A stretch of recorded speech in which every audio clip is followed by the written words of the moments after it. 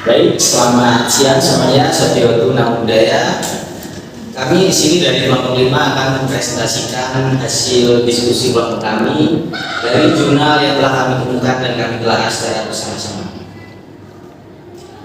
Berikut adalah judul jurnal yang telah kami temui, yaitu mengenai pembelajaran agama Buddha dengan metode modeling the way berbantuan multimedia untuk meningkatkan motivasi.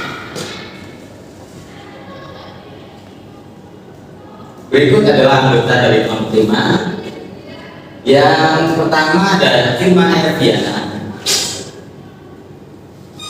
Yang kedua ada Ramdita Renata. Yang ketiga ada Meta Sari. Dan yang terakhir saya sendiri selaku ketua kelompok 5, yaitu Kristiantoro Alvani Bramantio.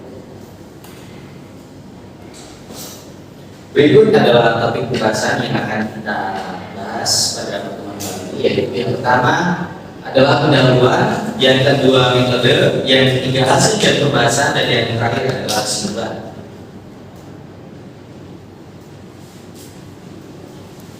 Jadi latar belakang dari penelitian yang kami ambil ini, yang pertama, aktivitas belajar pada era globalisasi saat ini perlu diadakan berbagai macam inovasi.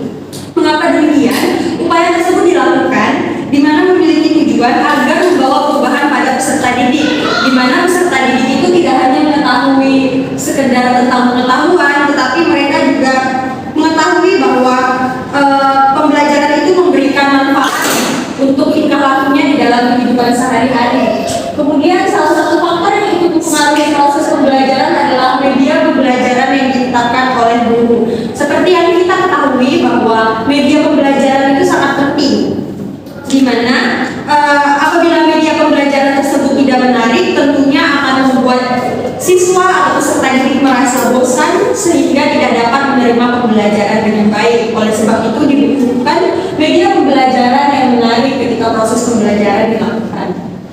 Kemudian kebanyakan guru mengajarkan dengan model yang sama dan tidak variatif, sehingga tidak memberikan murid untuk mengembangkan imajinasinya dengan baik. Nah, kecenderungan di lapangan tersebut kebanyakan seperti yang kita lihat di dalam faktanya ya, guru itu mengajar dengan model yang sama dan tidak variatif, di mana hanya itu dan itu, monoton, dan bahasa lainnya monoton. Nah, dalam pembelajaran pendidikan keagamaan Buddha juga, pemanfaatan media ini kurang dimanfaatkan dengan baik. Dampaknya itu dalam pembelajaran agama Buddha itu murid cenderung bosan dan tidak tertarik dalam proses pembelajaran. Di mana pembelajaran yang terjadi itu yang hanya dilakukan guru tuh cenderung metode ceramah yang lebih dominan. Dan hal tersebut yang membuat murid dan peserta didik bosan dan tidak tertarik dalam pembelajaran. Kemudian permasalahan selanjutnya yaitu pembelajaran materi yang diberikan cenderung bersifat teoritik. Jadi dalam artikel ini masalah lainnya itu adalah pembelajaran materi yang diberikan itu cenderung bersifat teoritik, yang tentunya itu sulit untuk dipahami karena lebih banyak menghafal dan juga bersifat pengetahuan. Sebenarnya dalam materi sada ini dapat dibuat dengan penyajian yang menarik, yaitu dengan menggunakan bantuan media dan juga metode yang cocok untuk materi sada dan disesuaikan dengan karakter siswa. Nah, berdasarkan permasalahan penelitian ini bertujuan untuk mengetahui keefektifan pembelajaran dengan metode modeling the way berbantuan media untuk meningkatkan motivasi dan hasil belajar.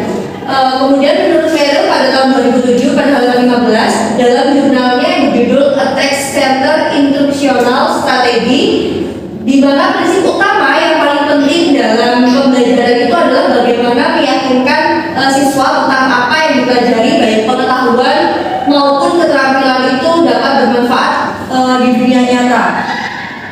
Kemudian sebagai pendukung pembelajaran juga perlu adanya media yang relevan dan sesuai dengan materi yang akan disampaikan. Berdasarkan teori pembelajaran di atas, peneliti menerapkan metode modeling the way berbantuan multimedia, yaitu dengan mengajak siswa melakukan praktik langsung. Praktik yang dilakukan yaitu melakukan demonstrasi tentang tindakan aktif yang mencerminkan wujud sadar terhadap Tri Ratna sesuai dengan instruksi dan juga bimbingan guru. Kemudian siswa juga melakukan diskusi lain, dan selanjutnya guru akan memberikan gambaran mengenai faedah melakukan praktik yang mencerminkan sadar.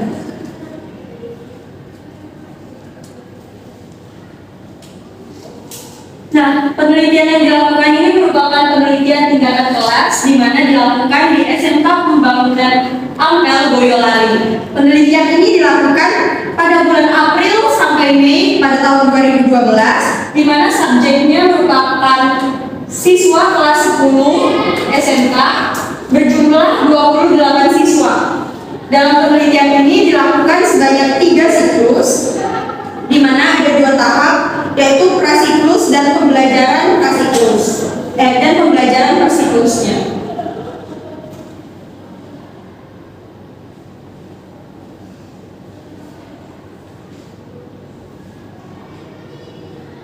Baik, di sini untuk siklus yang pertama yaitu ada tahap perencanaan, yaitu peneliti mempersiapkan rangka pembelajaran yang terdiri dari rencana pembelajaran, yaitu perangkatnya itu RPP, bahan ajar, multimedia pembelajaran, soal tes gramatik dan kelengkapan alat pengajaran dan lainnya. Dan yang kedua yaitu tahap pelaksanaan. Peneliti melakukan pressure test untuk mengetahui kemampuan awal tersebut melakukan pembelajaran. Selanjutnya, pada proses pembelajaran, penelitian bertindak sebagai pengajar dan menerapkan metode modeling the way dengan bantuan multimedia. Yang ketiga itu tahap pengamatan atau observasi. Hasil pengamatan yang menunjukkan aspek-aspek yang kurang baik meliputi siswa masih kurang berani bertanya kepada guru. Pada kegiatan diskusi, siswa tidak maksimal melakukan diskusi. Siswa terlihat kurang nyaman, kurang rileks pada saat pembelajaran. Dalam menyampaikan pendapat, siswa masih ragu-ragu. Beberapa aspek tersebut merupakan kelemahan pada siklus pertama dan akan dijadikan kajian untuk refleksi dan direvisi untuk di siklus berikutnya. Dan yang keempat yaitu tahap analisis atau refleksi. Berdasarkan hasil pressure test yang dilakukan pada siklus pertama, didapat nilai rata-rata siswa 64,11 belum sesuai dengan KKM. Informasi yang diperoleh pada pelaksanaan kegiatan belajar mengajar dari hasil pengamatan dan diskusi dengan guru pamong sebagai berikut. Yang satu, guru kurang mampu mempersiapkan penghargaan terhadap siswa. Yang kedua, pengelolaan waktu yang masih kurang. Dan yang ketiga, siswa masih merasa canggung dalam untuk berinteraksi di kelas dan untuk bertanya.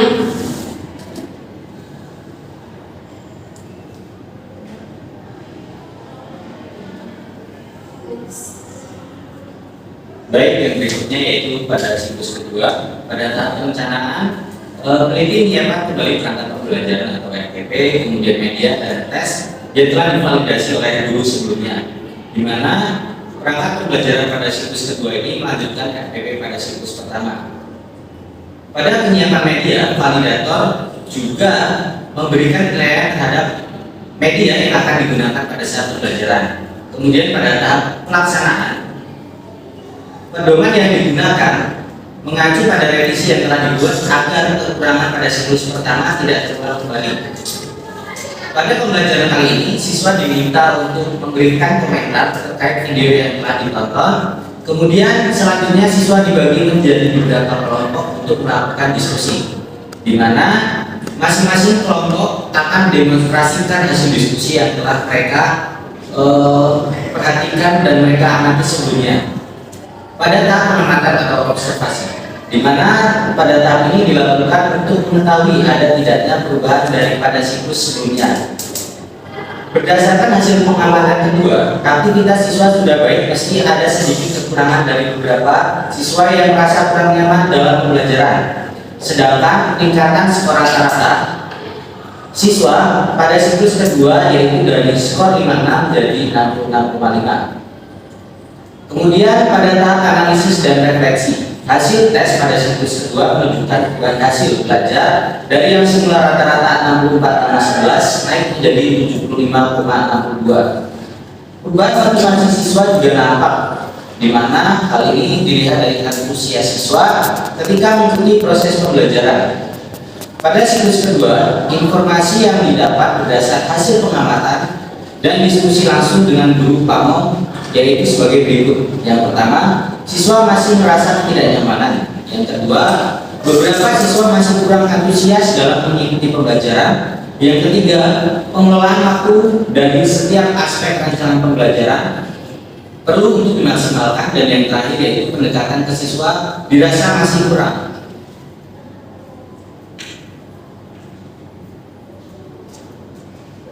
Kemudian pada siklus ketiga atau yang terakhir pada tahap perencanaan, saat ini peneliti mempersiapkan rancangan perangkat multimedia, soal post-test, menyiapkan instrumen angket dan alat pendukung lainnya sebagai kelengkapan dalam pembelajaran. Kemudian pada tahap pelaksanaan, pemberian materi dilakukan dengan mempresentasikan berbagai macam gambar-gambar kitab suci dan keterangan dari kitab suci tersebut. Kemudian peneliti melakukan post-test dan penyebaran angket, di mana pada saat hal tersebut peneliti melakukan wawancara. Proses pembelajaran dilakukan dengan mengacu pada siklus kedua, di mana siswa dalam melakukan hal tersebut akan mengeluarkan pendapat dan melakukan kerja kelompok ketika menanggapi akan hal video yang telah diberikan. Kemudian pada tahap pengamatan atau observasi, berdasarkan hasil pengamatan pada hasil siklus ketiga, presentasi ketegasan siswa dalam menyampaikan pendapat 90%. Kemudian kepedulian terhadap teman 90%, hingga nilai tes rata-rata pada siklus pertama dan kedua yaitu 60,73 dan 75,70 naik menjadi 80,18. Hal ini berarti terjadi peningkatan. Kemudian analisis dan refleksi pada tahap ketiga pada proses pembelajaran telah selesai dilakukan. Hasil tes pada siklus ketiga menunjukkan hasil yang memuaskan dengan nilai rata-rata 80,57. Pada siklus ketiga ini, ketuntasan siswa memenuhi KKM 75 berjumlah 24 siswa atau 85,71% dari keseluruhan anggota siswa di kelas, dengan rata-rata 81,53. Dari keseluruhan rata-rata nilai siswa, siklus pertama, kedua, dan ketiga mengalami kenaikan yaitu 64,11, 75,62, dan 81,53.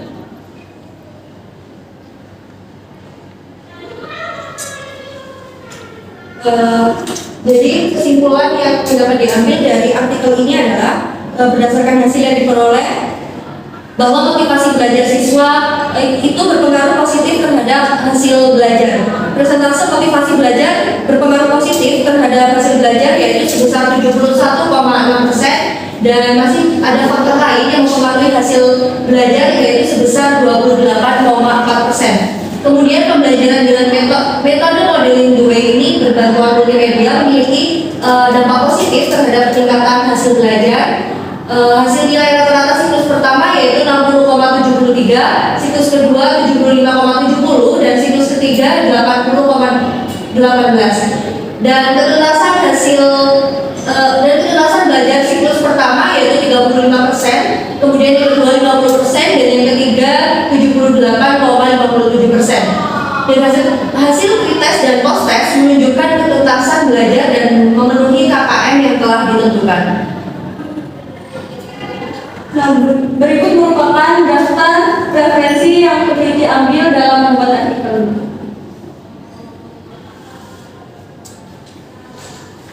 Sekian, terima kasih. Itu adalah tadi presentasi dari Bapak kami. Kami harap teman-teman dapat memahami dan mengerti terkait isi dari artikel jurnal yang telah kami paparkan. Kami tutup. Selamat siang, seperti itu. Namo Buddhaya. Hai, fucking